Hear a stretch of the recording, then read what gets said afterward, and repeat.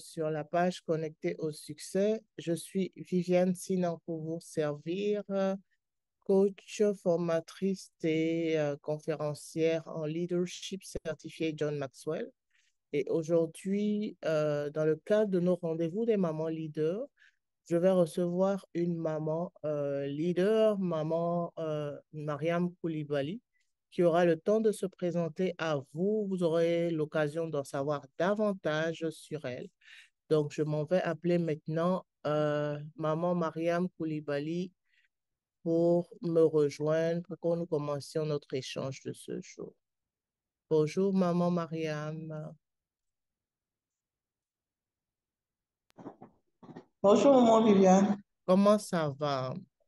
Ça va bien, maman? Super, excellent. Alors, est-ce que tu peux te présenter en quelques mots à l'audience, s'il te plaît? Ok.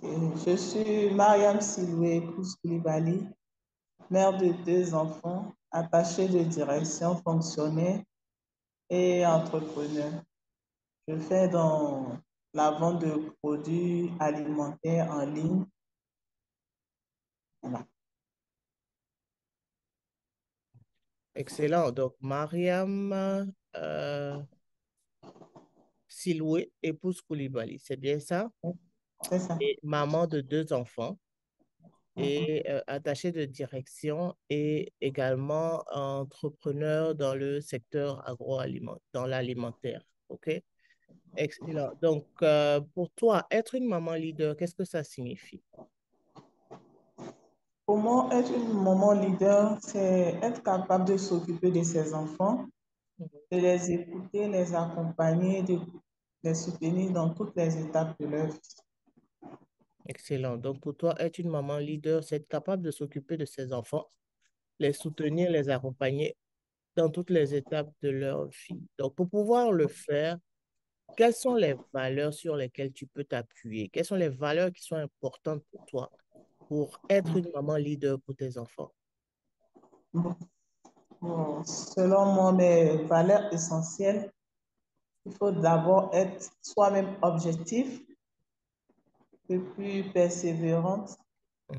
surtout la prière. Moi, parce que ma force, c'est la prière et la résilience face à toutes les situations.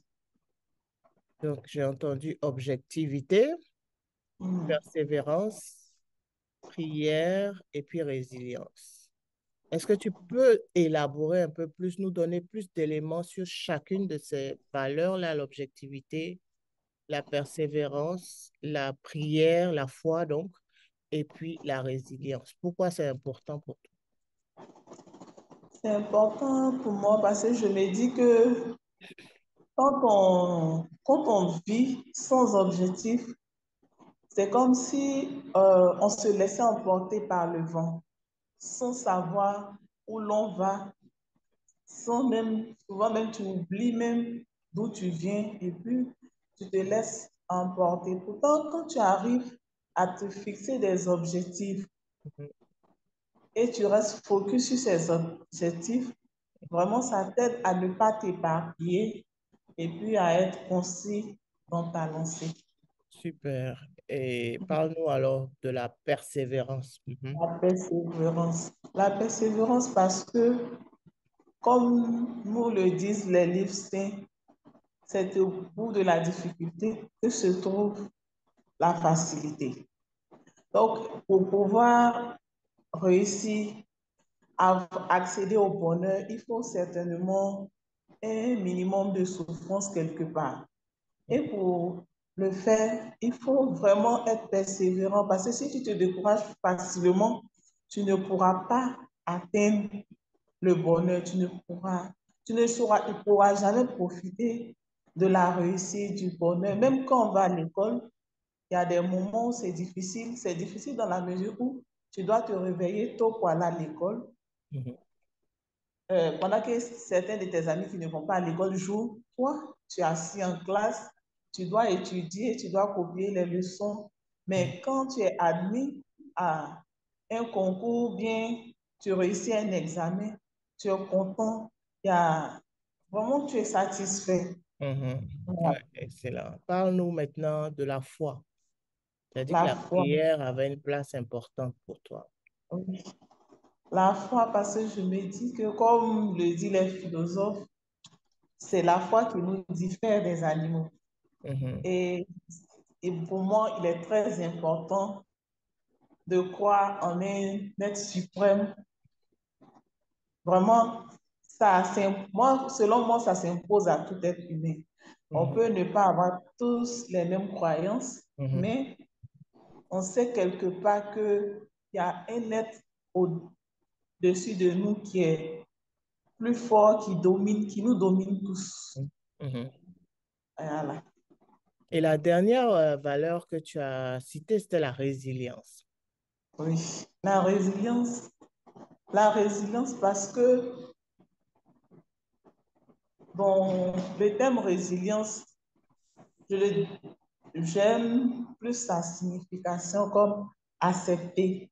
Mhm, Parce que dans la mesure où, quand tu te retrouves dans une situation, il faut d'abord avoir le courage d'accepter mhm, ta situation et puis ensuite pouvoir chercher des solutions à ton problème, à mhm, comment gérer cette situation actuelle pour en tirer des profits et des leçons de vie. Et mhm, pour ça, il faut être vraiment résilient, se mhm, dire que ce n'est pas la fin du monde forcément. Et si ça arrive, c'est forcément parce que c'est pour t'apprendre quelque chose. mhm. J'aime la Voilà. façon dont tu abordes la résilience avec l'acceptation. Parce que c'est vrai que je regarde souvent la résilience comme l'adaptabilité, la capacité de s'adapter face aux circonstances. Mais Mm. c'est d'abord l'acceptation de la situation qui C'est t'amène à ça. pouvoir après t'adapter à cette situation-là et à évoluer. Excellent. Donc, Mariam Koulibaly a dit que elle est attachée de direction. C'est Donc, ça. est-ce que tu peux nous parler un peu plus de toi au niveau professionnel? Au niveau professionnel, bon, Depuis je combien suis d'années tu travailles? Où est-ce que tu travailles? En quoi consiste ton travail?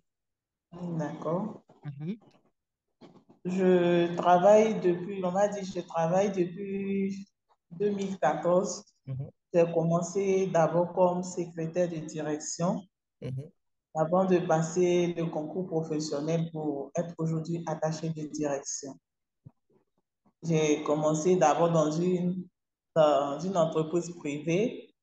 Après, j'ai présenté le concours d'entrée à la fonction publique. mhm, Je suis rentrée où j'ai commencé en 2016, en janvier 2016.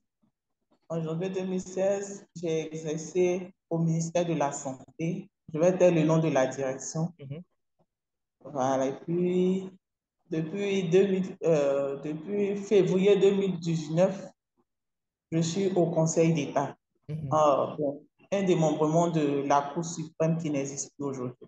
mhm, Et ici, j'ai pour mission essentielle d'assister un conseiller d'État dans la rédaction de ses projets, de ses rapports, mhm, du traitement de ses requêtes.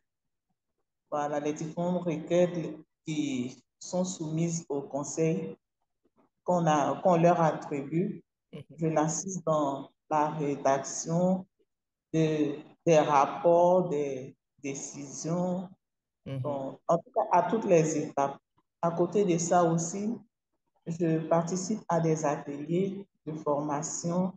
mhm, Souvent, ce sont des ateliers de formation, des séminaires, mhm. ou bien même on me confie par moment la restauration lors des cérémonies. Des cérémonies, c'est-à-dire des cérémonies comme les séminaires, peut-être des séminaires entre magistrats. Mhm. Voilà, un peu Ok. ce que je fais ici. Super, merci beaucoup pour cette description-là de ce que tu fais, cette présentation de ta fonction. Justement, tu travailles avec un conseiller d'État, donc c'est dans le domaine juridique. j'imagine que c'est parce que moi, je suis titulaire d'une maîtrise également en droit, option carrière entreprise, droit privé. Et donc, en droit, je veux dire, si tu travailles avec un magistrat, un conseiller d'État, c'est de la précision, c'est des informations très importantes, ça peut être très demandant.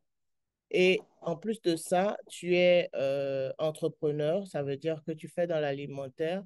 Je veux en fait t'emmener à me dire comment est-ce que tu arrives à jongler avec la pression de ton travail au quotidien avec ton activité, ton activité entrepreneuriale et puis ton rôle de maman.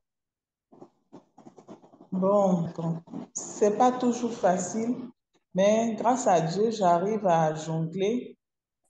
Seulement que souvent, quand la pression est un peu forte au niveau du service, je fais une pause au niveau de mes activités commerciales pour ne pas que ça empiète sur mes devoirs professionnels. Mhm. Et au niveau Maintenant, des enfants, au niveau des enfants, bon, ils ont quel âge et oui, quel âge? j'ai un de 6 ans et Mhm. de 3 ans. OK. Ils sont encore jeunes. Voilà. Voilà, ils sont très jeunes. Et bon, au niveau du service, Dieu merci, les audiences, c'est une fois par mois. On fait les audiences une fois par mois par chambre. Mhm. Donc, seulement c'est sur 2 semaines que j'ai une grande pression. Mhm. Donc, pendant ce temps, j'essaie de m'organiser les 2 autres semaines de telle sorte que quand je suis un peu trop prise au bureau, la nounou, elle arrive à jongler. Mais il faut aussi que j'appelle beaucoup pour savoir comment ça se passe là-bas, Mhm. comment elle arrive à faire, poser avec le plus grand pour Mhm. voir s'il a pu faire ses devoirs, les petites choses comme ça. Mhm. OK. Ça me ramène à la prochaine question. C'est quoi les défis en général que tu as justement pour pour gérer à la fois ton travail et puis les enfants? Bon, mon plus grand défi, c'est le souci de personnel d'aide ménagère à la maison. Hmm. C'est ça, c'est ce qui me fatigue un peu, que ce soit au niveau de mon activité commerciale, que ce soit au niveau de la gestion de la maison. Parce que souvent, je me retrouve en plein milieu du mois, elle te dit qu'elle veut partir. Mhm. Elle veut partir, tu essaies de la convaincre de rester, elle ne veut rien comprendre. Bon, les enfants vont à l'école, Mhm. tu fais comment? C'est compliqué. Mhm. Et quand ça trouve que peut-être j'ai des commandes qui doivent arriver, qu'elle devait aller récupérer, Mhm. c'est difficile pour moi. Si je ne peux pas descendre tôt, même si je peux descendre tôt, je ne pourrais pas aller chercher les enfants et aller récupérer les marchandises à la gare. Mhm. C'est un peu compliqué. Donc, concernant les marchandises, j'ai pu trouver, Dieu merci, un livreur assez fiable. En tout Mhm. cas, ça fait maintenant 1 an qu'on travaille ensemble. Il Mhm. arrive à récupérer mes colis pour moi à la gare. Quand je fais les colis aussi, il va les déposer. Là, la nounou n'intervient plus là-bas. Et au niveau de la maison aussi, bon, j'ai oui, une un peu jeune, mais Dieu merci, on arrive à jongler. Les débuts, ce n'était pas du tout facile, mais Mhm. au bout de 1 an, 3 ans qu'elle est là maintenant, ça va. Elle s'est adaptée. Les week-ends, moi-même, je prends la peine de faire mes sauces, mes plats, tout ce que je peux préparer pour conserver, pour garder.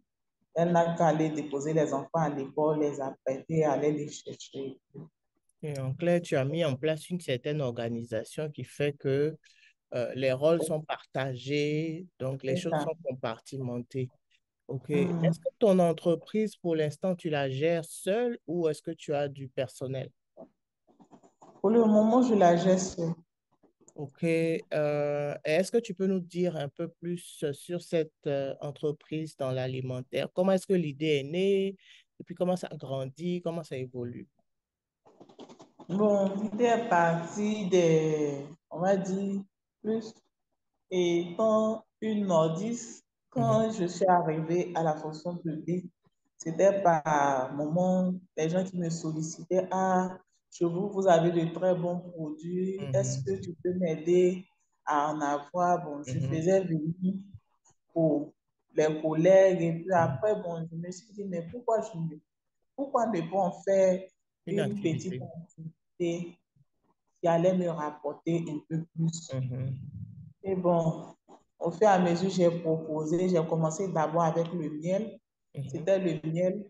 Et puis après, j'ai commencé les pâtes d'arachide, la pâte de pistache, le soumara, le beurre de karité. Puis bon, depuis 2018, décembre 2018, je me suis lancée dans la vente de pintades, mhm. pintades africaines et puis les poulets africains. Et puis bon, Dieu merci, en tout cas, ça se passe bien. Ça se passe bien. Et puis en 2020, j'ai créé une page Facebook, Les Merveilles de chez nous, où j'ai commencé à proposer également les granulés de bouillie, Mhm. la poudre de baobab, la poudre de kabato. Et bon, on fait notre petit bout de chemin, un peu, un peu. Comme donc, le moment, on est toujours à l'étape du virtuel et puis bon, mes clients au service, les connaissances. Voilà. Voilà un peu comment je évolue. Super. Donc là, on va passer à un tout autre aspect de la vie de maman Koulibaly, c'est l'équilibre entre ton propre développement personnel et puis celui de tes enfants. Comme tu as dit, tu as un enfant de 6 ans et un autre qui a 3 ans, donc ils sont encore très jeunes. Et c'est la Mm. période où l'estime de soi se bâtit. Donc, comment est-ce que tu équilibres ton propre développement personnel avec la construction de l'estime de soi de tes enfants? Bon, ce plan-là, bon, moi-même, on peut dire que sur ce plan-là, moi-même, je suis en train d'essayer de travailler sur mon estime de soi, ayant grandi dans une famille nombreuse et je suis 12e enfant, hein. Donc, imaginez un peu que le 12e enfant, tu n'as pas ton mot à dire, tu es toujours là à exécuter. Mhm, Ça fait même souvent que tu as des idées, tu ne peux pas t'exprimer. mhm, Donc, ça a toujours été un peu difficile pour moi. mhm. Même en classe, par moments, j'avais peur de m'exprimer. Je peux connaître les réponses, mais Réponse. je reste pas. Je mettais sans lever le doigt parce que bon, j'ai peur d'être réprimandée parce que c'est comme ça que j'ai été élevée. Mhm. Voilà. Mais comment Mais est-ce que aujourd'hui, toi, aujourd'hui, quand tu regardes tes enfants qui sont en train de grandir, comment est-ce que tu t'organises pour ne pas reproduire le même schéma? avec le plus grand, parce que bon, comme l'autre, elle est un peu plus petite, Petite, oui. j'essaie de travailler un peu avec le plus grand.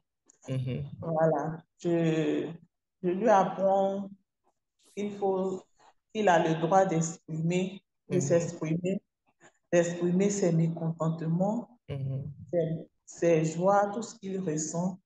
mhm, Voilà, je lui pose beaucoup de questions. Je mhm, lui pose beaucoup de questions. J'essaie d'être présente au maximum mhm. auprès de lui pour ne pas que, même quand souvent il vient me dire, ah, ses camarades se sont moqués de lui parce que quand je dis non, c'est pas parce que tant que chose, mais il faut que tu ne peux pas tout avoir dans la vie. Mhm. Voilà. Bon, C'est j'essaie bien. de Je faire vois que tu développes une communication déjà très tôt avec les enfants, de sorte que tu commences à bâtir cette confiance en eux, là, surtout le ça. plus grand. Mais je t'encourage aussi à faire la même chose avec le plus jeune, parce que tu as quand même des interactions avec les deux. OK? Donc, faut pas regarder que l'âge pour dire que peut-être il comprend pas au truc, mais c'est dans la façon, dans l'approche que ça va rassurer l'enfant et que en grandissant, il va comprendre que je peux partager ça avec maman, je peux échanger, je peux poser des questions. c'est déjà bien avec le plus grand, mais même avec le plus jeune, il faut déjà commencer ça et tu vas voir que qu'en grandissant, ça va se renforcer, tu vois. OK, donc c'est bien. Maintenant, en ce qui te concerne toi-même, comme tu l'as dit, tu continues de travailler sur ta propre estime de toi-même, tu continues d'essayer de te remettre de tes blessures émotionnelles, de tes situations que tu as vécues par le passé. Et c'est un processus. Il faut être bienveillante avec toi-même. Faut pas essayer de forcer quoi que ce soit. Faut y aller comme tu le sens. À partir du moment où tu mets de la conscience dessus, tu es sur le bon chemin. Parce que la plupart du temps, les gens n'en sont pas conscients. Et puis, ils vivent comme ça, ils reproduisent le même schéma. Et puis, ça crée des blessures, des cycles de blessures qui se répètent. Mais quand tu mets de la conscience dessus, c'est déjà le premier pas vers la guérison. Maintenant, comment est-ce que euh, tu t'y prends pour que ce processus-là aille jusqu'à son terme? C'est ça. Et c'est un processus qui est quelquefois long, mais il faut être bienveillant, il faut être patient avec soi-même, puis y aller. OK? Est-ce que tu peux partager une situation où ton rôle de maman t'a aidé à développer des compétences de leadership, par exemple? Hmm, d'accord. On va dire en août 2021, Mhm, j'ai vécu une situation vraiment. J'étais nourrice. J'avais ma fille de 3 ans aujourd'hui. mhm, Elle n'avait que 4 mois. mhm, Et je devais aller en formation pour ma formation d'attaché de direction. Je devais mhm, commencer en septembre, le 2 septembre. mhm, Et on peut dire vers le 7 comme ça, hein, ouais, c'était le jour de la fête de l'indépendance. mhm, Ma nounou, elle me dit, Tanti, je vais arrêter de travailler. Après 3 ans. mhm, Quand je lui ai demandé, ah, je t'ai fait quelque chose. Elle dit non. Elle dit, il y a quoi? Ta maman est malade. Elle dit non. Mais elle va arrêter juste de travailler. Elle dit, ah, mais quand tu me dis ça comme ça maintenant, là, je fais comment? Elle n'a rien dit. On a dit, ah, il y a quel souci? Elle dit non, qu'elle est fatiguée, elle veut se reposer. Elle dit, tu veux te reposer combien de temps? Elle dit, 2 ou bien 3 mois. Elle dit, mais ah, pendant tout ce temps-là, j'ai fait comment? mhm, Elle me dit, il faut chercher quelqu'un d'autre. Vraiment, je tombais des nues parce que c'est une fille qui a duré avec moi. Je connaissais bien sa famille. Je me suis dit que ce n'était pas envisageable, en tout cas pas pour le moment. Et l'autre, le plus grand, lui, il avait 4 ans, il partait à la maternelle. Donc maintenant, je fais comment? Je ne trouve pas de fille. J'ai cherché, cherché, cherché, vraiment. Je n'ai pas eu quelqu'un. Je n'ai pas trouvé quelqu'un. Et au niveau du service, je ne pouvais pas m'absenter parce qu'à l'époque, j'étais seule. J'avais un bureau où j'étais seule avec le bureau de mon patron en face parce que ici, c'est un conseiller, une mhm, assistante. mhm, Donc, on a, vraiment, il n'y a pas, mhm. pas dit, tu peux compter sur quelqu'un OK. Pour te pour couvrir. gérer en ton absence. Il faut que tu sois là de Ouais, façon permanente. ouais. Donc, j'étais là comme ça, j'ai réfléchi, réfléchi jusqu'en... Vraiment, j'ai souffert. J'ai souffert, j'étais là, j'ai dit, bon, là, je fais comment avec les enfants? L'autre doit partir à l'école, le bébé aussi est là. Maman qui est malade à Kogo, elle ne peut pas venir m'aider. J'ai approché une voisine pour lui demander si je pouvais laisser le bébé chez elle. Bon, je lui ai expliqué la situation. Mhm, Et puis elle a dit, ah, qu'il n'y avait pas de problème, que je pouvais laisser le bébé chez elle les matins et puis aller au travail, le temps de trouver quelqu'un.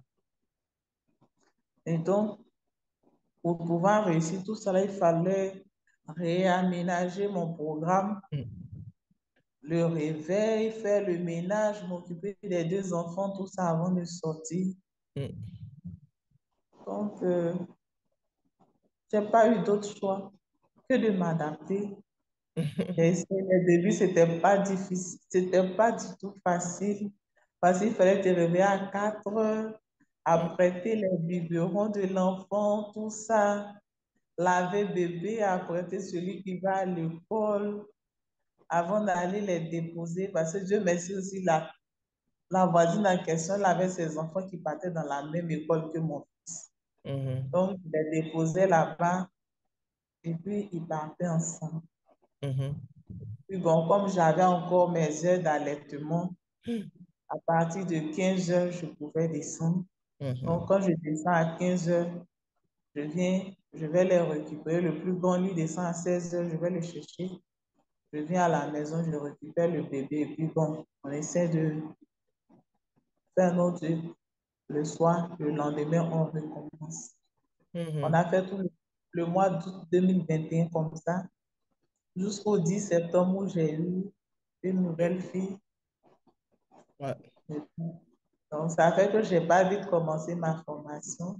Mhm. J'ai commencé ma formation un peu après, à la mi-septembre. Mhm. Ouais. Je vois que tu as dû trouver des solutions. Tu as dû te réorganiser, tu as dû t'adapter. Ça, c'est des qualités qu'un leader doit pouvoir développer parce que euh, le changement, là, il faut être prêt à s'adapter au changement, il faut être prêt à voir le changement arriver. Il ne faut pas rester dans le confort de ce qu'on connaît, de ce dont on a l'habitude, mais savoir que les choses peuvent changer du jour au lendemain, comme en 2020, là, il y a une pandémie qui nous est tombée dessus. On n'a pas Mm. vu venir, mais on a dû s'ajuster. Donc, toi, dans ta situation, du jour au lendemain, la nounou t'a dit, je dois partir avec un bébé de 4 mois. Tu as dû trouver des solutions, tu as dû réfléchir, tu as dû te réorganiser, tu as dû faire des sacrifices, tu as dû t'adapter. Super. Alors, est-ce qu'il y a des ressources dans ton cheminement, là, il y a des ressources, des livres, des personnes qui t'ont impacté, qui t'influencent, qui t'inspirent en fait? Les livres, oui, j'ai eu à lire un peu, même si, bon, depuis que je suis devenue maman, là, la lecture est devenue un peu difficile. J'ai eu à faire un peu de lecture. Mhm. J'ai lu le livre de choses, comment on appelle, Normand Vincent, La puissance de la pensée Pensée positive, positive, ouais. La chef de ma mère de Ricardo Kanyama, Mhm. et puis des livres spirituels, Réveil des cœurs et Éveil des consciences Mhm. de L.H. Diabaté Foussine, tome OK. 1 et tome 2. Hmm. Mhm. Super. Est-ce qu'il y a des personnes qui t'inspirent?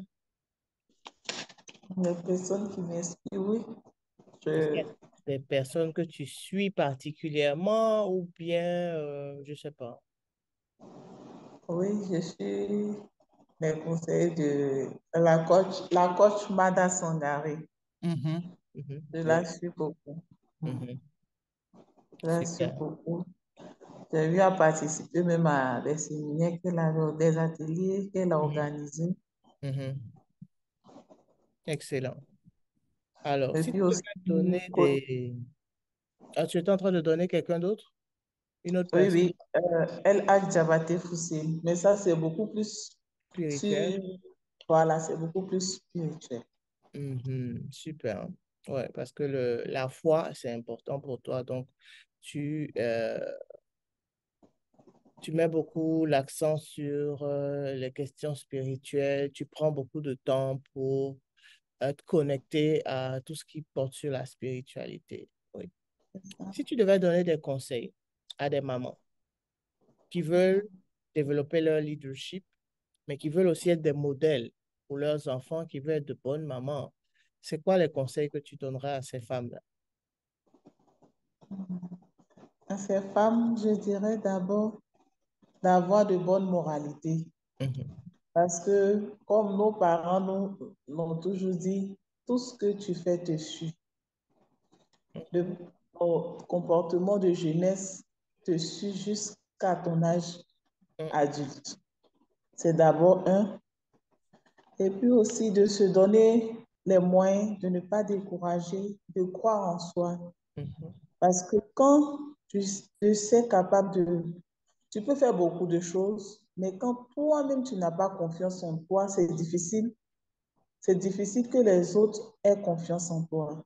mhm, C'est difficile que les autres aient confiance en toi et puis de beaucoup persévérer parce que sur le chemin, il y aura beaucoup de difficultés, il y aura beaucoup de difficultés à surmonter. mhm, Et pour ça, moi, je pense que le meilleur bouclier, c'est la prière. mhm, De me rendre prière, de ne jamais baisser les bras tant qu'on n'a pas atteint l'objectif qu'on mhm, s'est fixé. mhm. Excellent. Merci, Maman Koulibaly. Donc, je retiens que ton conseil aux mamans qui veulent développer leur leadership tout en restant des modèles pour leurs enfants, de bonnes mamans, c'est d'avoir déjà une bonne moralité. Parce que justement, tu as dit, ce qu'on commence là quand on est jeune, c'est ça qui nous suit jusqu'à l'âge adulte. Parce que justement, la façon dont on se comporte, la façon dont on agit là, ça forme ce qu'on devient. OK? Donc, c'est en fonction de nos habitudes de vie là, qu'on dessine la vie, la trajectoire qu'on va prendre. Donc, avoir une bonne moralité et puis croire en elle. Croire en elle, je disais lors d'une de mes interventions là que la femme, pour moi, est la manifestation du courage. Mais je ne comprends pas pourquoi il y a beaucoup de femmes qui ne réussissent pas parce qu'elles n'arrivent pas à croire en elles. Alors que quand tu regardes dans une maison, ce que la femme fait, elle fait beaucoup de choses. Donc, elle Vraiment, serait capable de bien plus, de bien mieux, si seulement elle croyait en ses capacités, si elle savait qui elle était, si elle connaissait son pouvoir. Mais peut-être on va dire que c'est lié à un conditionnement de la société qui fait que plusieurs femmes ne sont pas conscientes de qui elles représentent véritablement, au point où elles peuvent avoir des idées lumineuses, mais elles ne vont pas essayer, elles ne vont pas. Donc, c'est pour ça que fondamentalement, au niveau de connecter au succès, mon cheval de bataille, c'est l'estime de soi et le leadership. Parce que je pense que tu peux avoir tout, mais si tu n'es pas conscient de ça, tu ne vas pas le manifester. Et ça passe par l'estime de soi. Ça passe par comment est-ce que tu te vois? Comment est-ce que tu aimes la personne que tu es? Est-ce que tu acceptes la personne que tu es telle que le Créateur, l'être suprême, l'a façonné? Est-ce que tu t'acceptes? Est-ce que tu crois que tu es capable de réaliser des choses, tu vois? Donc, c'est à partir de ça, une fois que tu as une estime de soi solide, le reste, là, ça coule de source. Le reste, enfin, là, ça va venir. Les qualités, là, vont venir. Les valeurs, tu t'appuies sur des valeurs importantes, cardinales, comme le respect, comme le travail, comme la persévérance. Ça va venir. Mais la base, là, c'est l'estime de soi. Il faut travailler là-dessus. Alors, donc, on arrive à la fin de notre échange. Je ne sais pas si tu voulais dire un dernier mot avant de clôturer. bon, je voulais dire, en dernier mot, je voulais remercier Maman Cissé Mhm, pour cette belle opportunité, vraiment pour l'ONG Les Moments Leaders. C'est un groupe, vraiment, il y a longtemps que j'attendais d'appartenir à ce type de groupe et mhm, vraiment, je m'y sens très bien. mhm, Je m'y sens très bien pour juste qu'il nous accompagne dans cette lancée et puis nous aide tous à éclore parce que on a beaucoup de choses à apprendre. On a vraiment beaucoup de choses à apprendre. Et puis merci également à vous pour mhm, le partage, la disponibilité, l'écoute. mhm. Merci beaucoup. Super. Alors, merci beaucoup, Maman Koulibaly. C'était un plaisir pour moi d'échanger aujourd'hui dans le cadre des rendez-vous des mamans leaders avec Mariam Koulibaly, attachée de direction au Conseil d'État, entrepreneur dans le secteur alimentaire, maman de deux enfants, qui nous a partagé un peu de son parcours, de ses défis, de ses passions et qui a en fin de conversation a prodiguer quelques conseils à des mamans qui aspirent aussi à développer leur leadership et à devenir, à être des modèles pour leurs enfants. On se dit, on reste connecté et parce que le meilleur est à venir. À la prochaine. Ok, bye. Bye bye.